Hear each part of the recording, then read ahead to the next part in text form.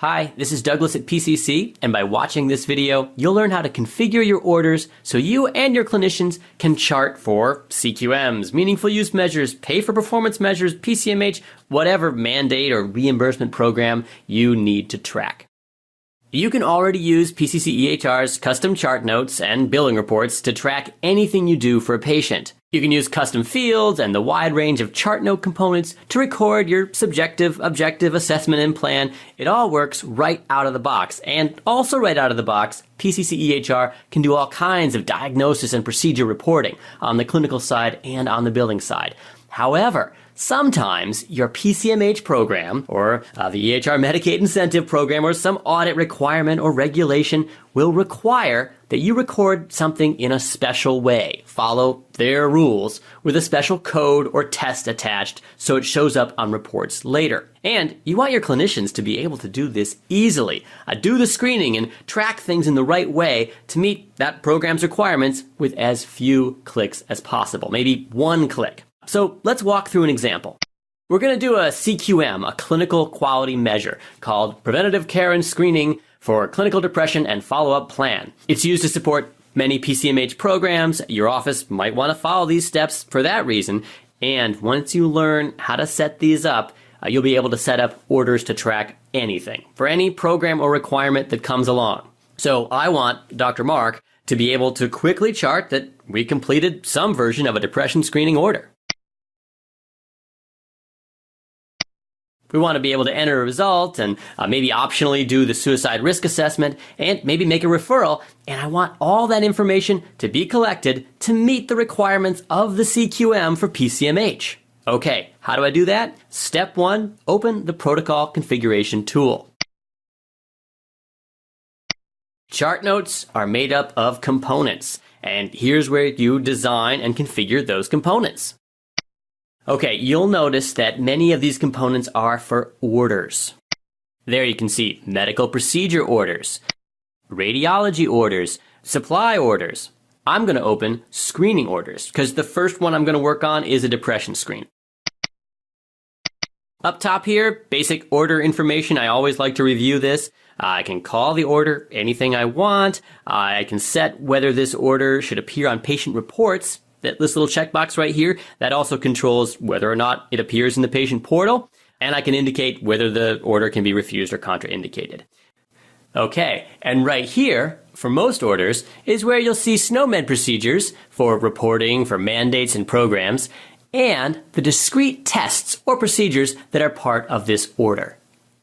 I've got two things I can do on most orders. I can add a SNOMED CT for reporting, and I can add a test, an official LOINC or LOINC. For this screening to be tracked for a CQM, PCC EHR needs to know that you mean an actual recognized depression screening test. I could name this up here anything my practice would find useful. And like I said, I could have 5 different depression screening orders I do in different circumstances. But here is where I indicate what standardized test this corresponds to. So I'll click Add a Test. And I'll find the adolescent depression screening. I happen to know that's 73831. And optionally, I'll modify the details of this test, include a default reason, and whether or not the interpretation is required. I could also add a SNOMED CT procedure for reporting about an order. There's actually one I need to do that on. If I've got a positive screening for depression, I may do a suicide risk assessment screening. That one, for a CQM, is typically tracked with a SNOMED CT. I'm searching with numbers. You can obviously search with the diagnosis description as well. Okay, I did too. Let's get out of screenings for a second. Up here, under referral orders, if I refer the patient for psychiatric care, I would add a psychiatric referral. This one is also tracked for a CQM with a SNOMED CT procedure description.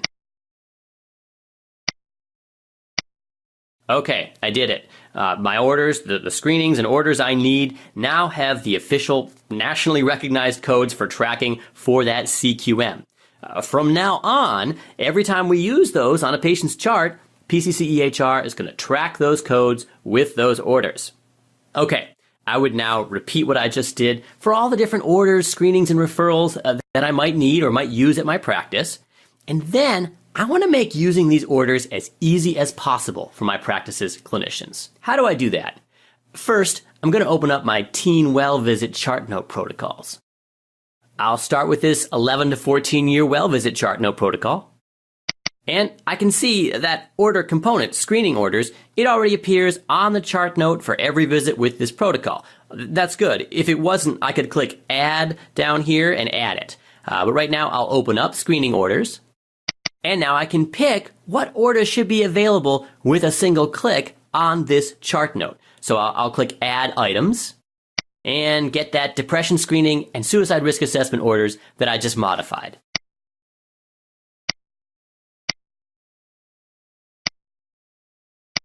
Great, I'll save that. And I'll do the same for that referral. Referral orders are also already on this chart note. I'll add that psychiatric referral.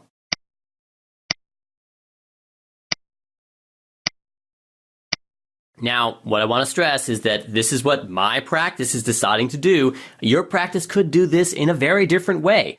I edited some orders, and I'm putting those orders right on my 11 to 14 year chart note protocol. Your practice could have different orders. Maybe you do a PHQ-9. Maybe you have a special depression protocol that you use instead, adding it to the visit when you need it. You might choose not to add these at all, and the clinician can still search and pull them up when they need them. That configuration is up to your practice's preference.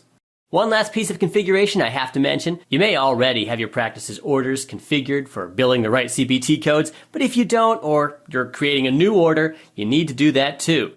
First, because you do want to get paid for the procedures you perform, but also because some performance measures, reports in the dashboard, or other reports may also work off of the billed code. It's easy enough to set up orders for billing. You pop open the billing configuration window, you find the order that you're using to track data for a mandate. In this picture, I'm doing the fluoride varnish. And right down here, I check to make sure I've got the correct CPT. One thing I always mention when I show this tool, you can add automatic billing diagnoses to an order too. Should you do that? Almost never. Diagnoses are charted on the patient's chart note. There's rarely any reason to have a diagnosis show up for billing that you wouldn't want to see on the chart note itself. But the tool is there if you need it. Okay, let's go test this with a fake patient. Here's my 14-year-old patient. And I can see the orders I want to use. I click to indicate we're going to do a depression screening. I click to indicate we're going to do the depression screening, or that it was done on a handout by the patient. And I enter a result. By the way, this test interface up here, it supports PHQ-9 or lots of other screenings. You can even set it up so all the answers go right in here, or so a screening test score goes right in here. Lots of flexibility. The suicide risk assessment order is there. And down here under referrals, I see my psychiatry referral as well. These orders will be tracked on the patient's chart with the appropriate codes I link to them. Okay, one more thing for making this process easy. The first time you open and use an order like this, you may see a task down here, right here under the referral. You may have noticed it for the suicide risk assessment as well. Your clinicians may dislike this tracking process because what's that task for?